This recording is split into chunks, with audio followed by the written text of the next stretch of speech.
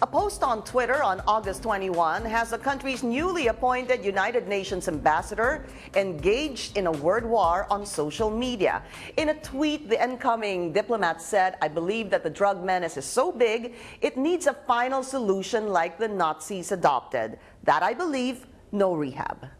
The post angered Twitter users, and now a petition is making the rounds on social media asking the United Nations to reject the appointment. Let's go straight to the source of the story: lawyer, former politician, journalist, press secretary, speechwriter, and scriptwriter. We have on the show Teddy Boy Locsin Jr. Congratulations on your new appointment, ambassador. Ambassador? Not yet, but I was appointed. Question. Okay.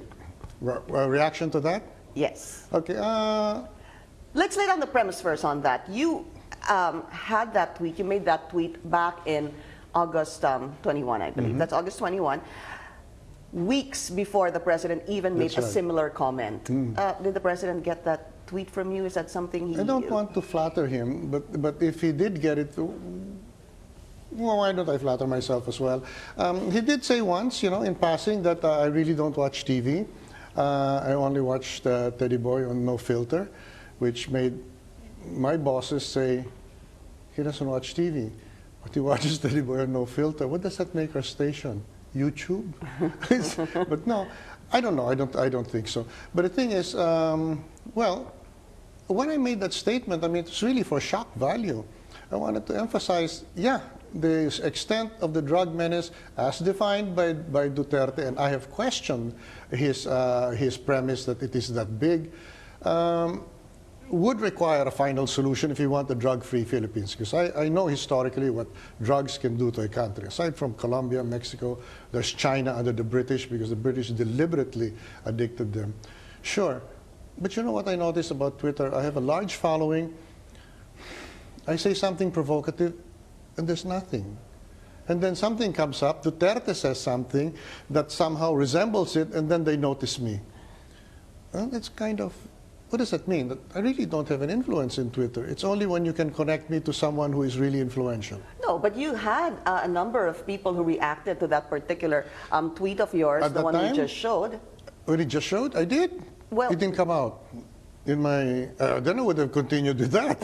Really, I mean, I never back off from a fight. Okay, so there was no reaction. Let's move forward then. Okay. The president made the statement. Teddy Boy Locsin Jr. had that particular tweet back in August 21. That sparked, some sort of anger from Twitter users as well. But you didn't back down.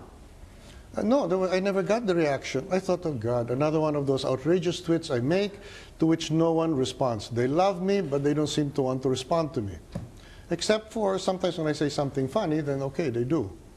I seem to be better at that. Okay, let me ask you this. That tweet of yours, is that something you still believe in? Do you stand by that tweet? I talked to if you define the problem as it is, and Manolo Quezon came out with an analysis that he might think is critical of GMA, but in fact GMA started the figures 1.7 million to 3.8 million drug users, and then she declared herself the anti-drug Tsarina. I remember that. And we all laughed because how can anybody 4 feet tall be a Tsarina? It's on that basis that Duterte has launched this campaign using the generals of GMA. If it's that big, my God, either we wait for the problem to really be that big, or we nip it in the bud, and you need that. Understandably, you are supporting the president's campaign against drugs. Not understandably. I happen to be supporting, but when I said that, I wasn't even... I voted for Grace Poe. I still regard her as the greatest candidate. Grace Poe, and you were also supporting Mar Rojas at some point, of course, I'm right? partial to Mar. I mean, he's a man who will never steal. I'll tell you that, With Mar, I just didn't like the people around him. The people around him would have nominated Mar, sorry. But really, the people around him would have nominated 11 of the justices of the Supreme Court. That would have turned the Supreme Court into a bank. So Duterte is like GMA and other traditional politicians. I watch Cory, I watch GMA. Oh, there's a vacancy in the Supreme Court. And their answer is, magharap kayo ng matanda. Nobody has an agenda to pack the court. but the people around me are hot. And I don't like that. And, Otherwise, and you're saying that the people of Duterte won't have that? they won't have that because, Jesus Christ, what have you got there, Panelo? Even if he wanted to, he wouldn't.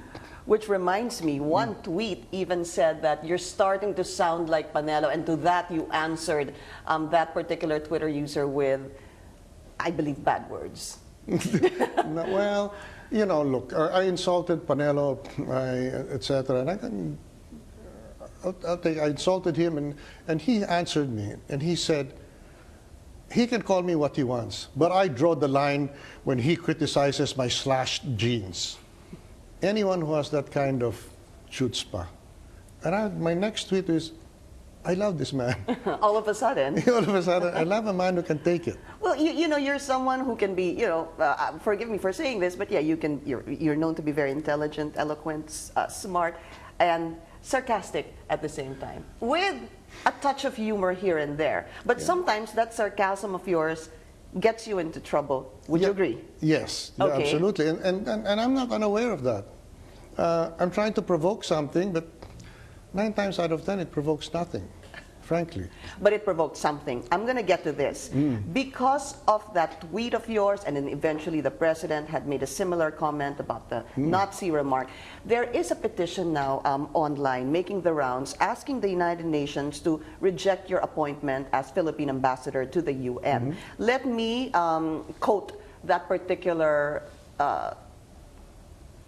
here it is, I quote, blatant justification of anti-Semitic lingo of the President of the Republic of the Philippines makes him racist, that's you, clearly showing his prejudice against the Jewish people. That is the petition making the rounds now online. What's your reaction to this? I never made an anti-Semitic against the Jews as a race, no.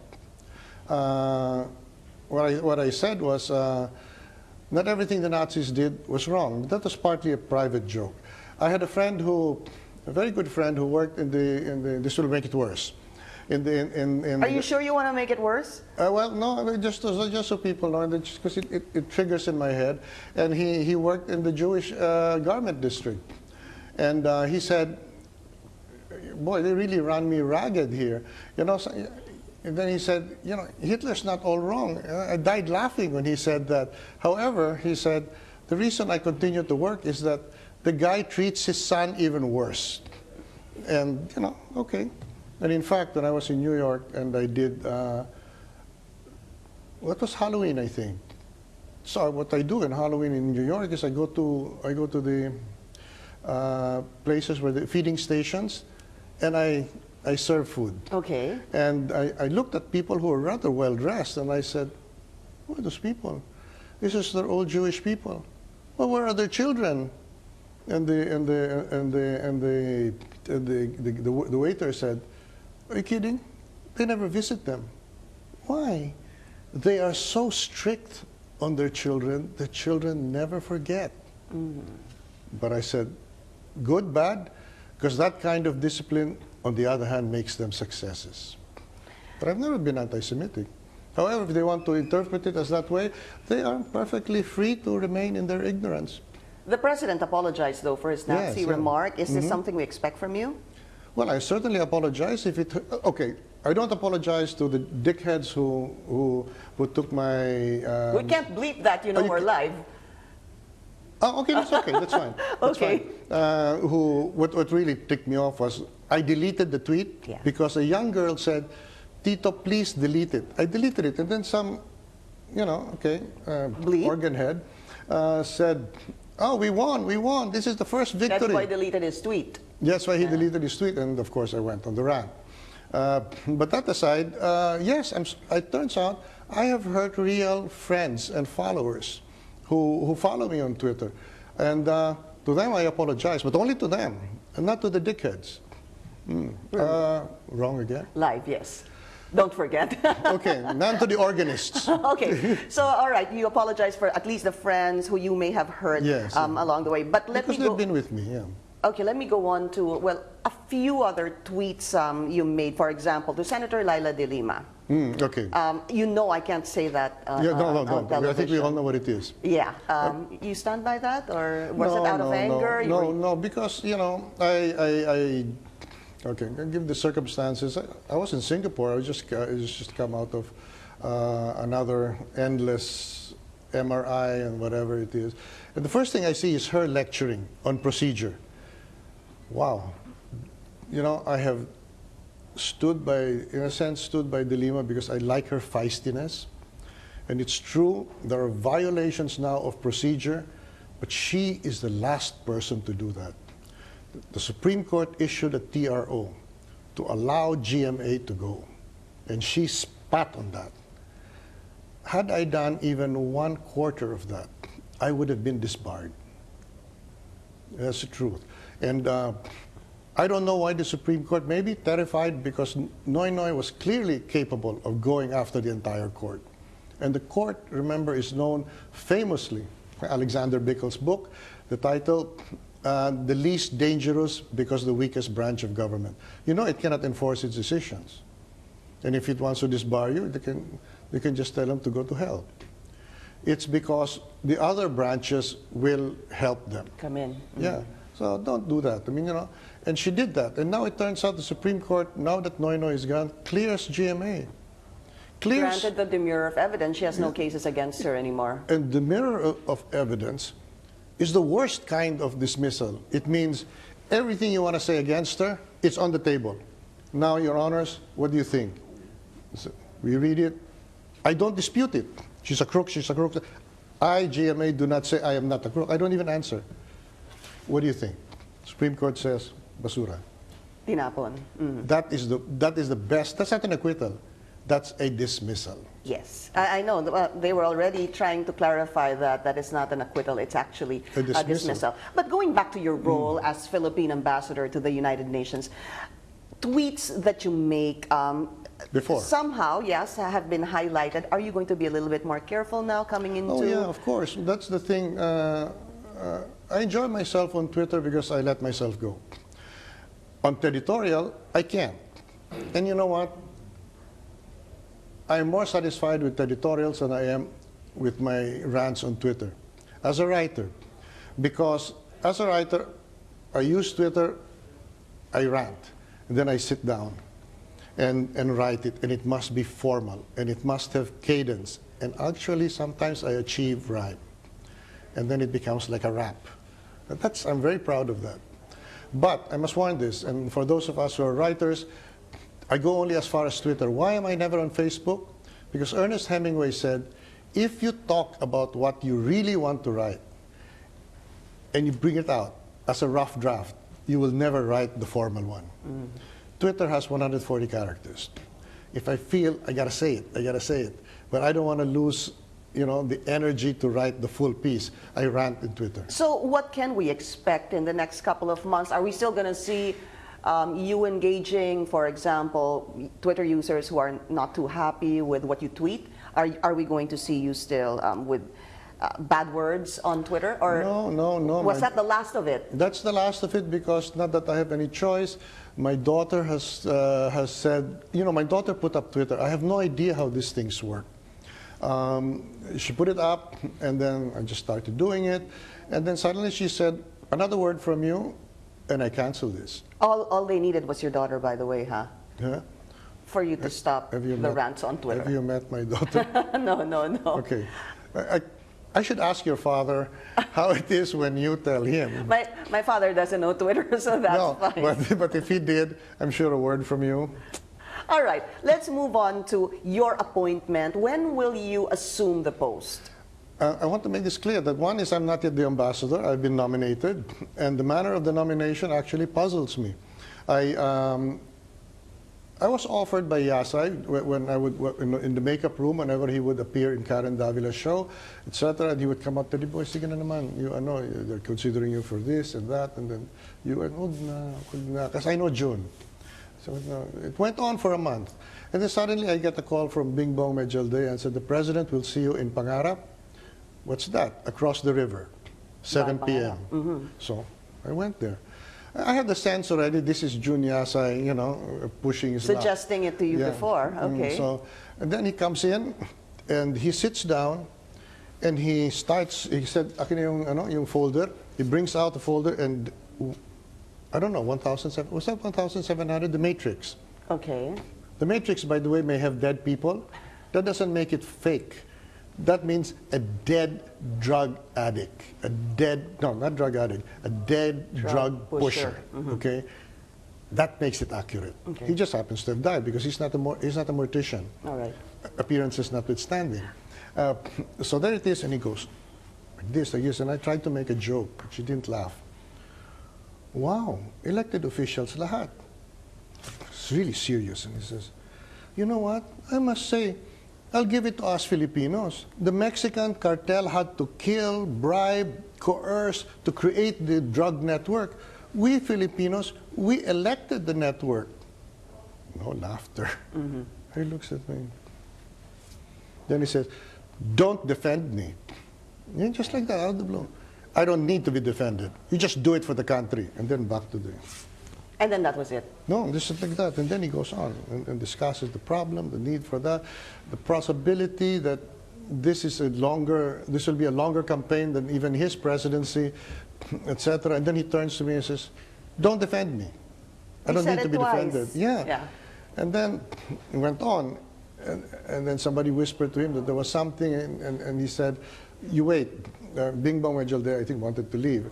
And then he said, he went on, and then he said, the minute he put his hand out, don't defend me, I shook it.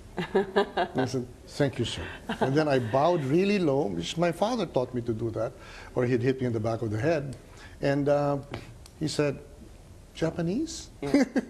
So that's Doesn't it. seem like he likes people doing that to him, bowing to him, the president. Yeah. Okay. Well, we're Have you gonna- observed that? Yes, I think he said it already in the past. I'm going to have to ask you one last question. We've run out of time.